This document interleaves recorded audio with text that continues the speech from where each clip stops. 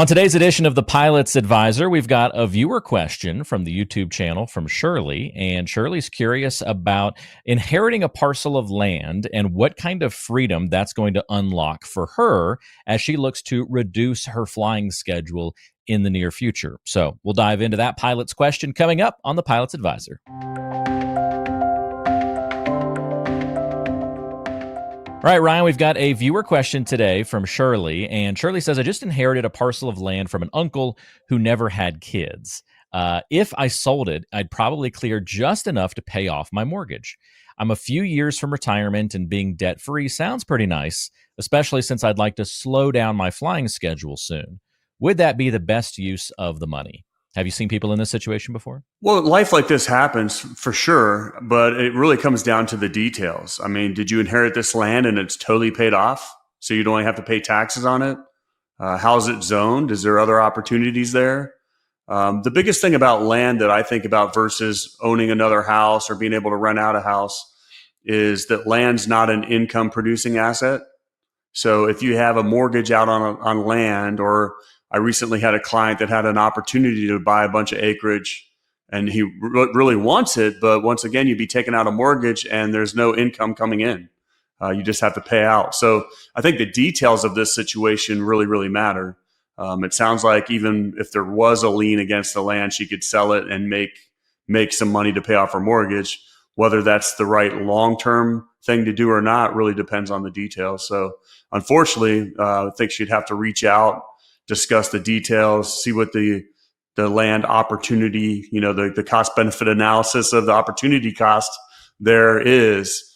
But I personally have never been a really, really big fan of buying land simply because it's not an income producing asset. Whereas if I could go buy a house and rent it out, those people pretty much pay off your mortgage for you. And over time, you have a bunch of equity there. So that's the big thing I would think about. And the other thing to consider, if you're buying land versus a house, you normally don't get as good of rates because the bank looks at it as a riskier lending opportunity as well. Yeah. So if she's looking to then kind of offload this land and then ends up with a chunk of money to work with, putting that all into the mortgage, I guess that big question kind of then becomes mortgage rate that she's dealing with. And if that makes sense to pay off, if she's bought recently and is in that 5, 6, 7, 8% range, then that's one thing versus, from a few years ago, if she's got one of those 2.5% mortgages. Well, and that's a whole nother question, absolutely a whole nother conversation. And I'll actually leave a link for this under this show for my home equity video that I made between Maverick and Iceman. A mortgage is not what I consider bad debt, and especially not if it's under 4%, somewhere around there. I'd much rather take my money and allow it to work for me somewhere else versus paying down that mortgage. Because when you pay down a mortgage, you're basically locking in whatever number it's at. If it's 3%, woo, you locked in your money at 3%, and then it's a dead asset after that. It's not, it may be appreciating, but outside of that, that money that you paid off is not working for you at all. Attention aviators, when you've spent years in the cockpit managing the complexities of flight, isn't it time you navigated your retirement with the same precision? Introducing retirepilots.com. Right at your touchdown zone on our homepage, there's a beacon flashing, "Get my free toolkit." Click that and you'll be cleared for a direct route to Ryan's retirement toolkit, tailor-made for pilots like you. Inside, you'll find 2 of his important works, The Pilot's Advisor and Pilots Retire Early.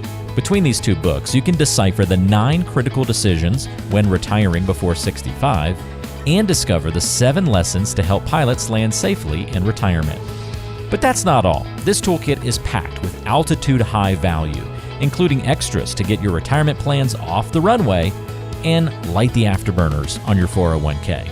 Vector on over to retirepilots.com to grab your toolkit, and let's embark on this journey together.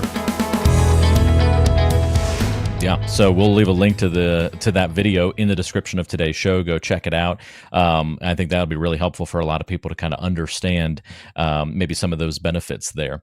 Ultimately, this question highlights to me, Ryan, kind of as a final thought here, the importance when you have questions like this of talking about your specific situation with an advisor, with somebody who can walk you through things, because you can't really answer the question until we talk about goals and get the full picture of what you're going through.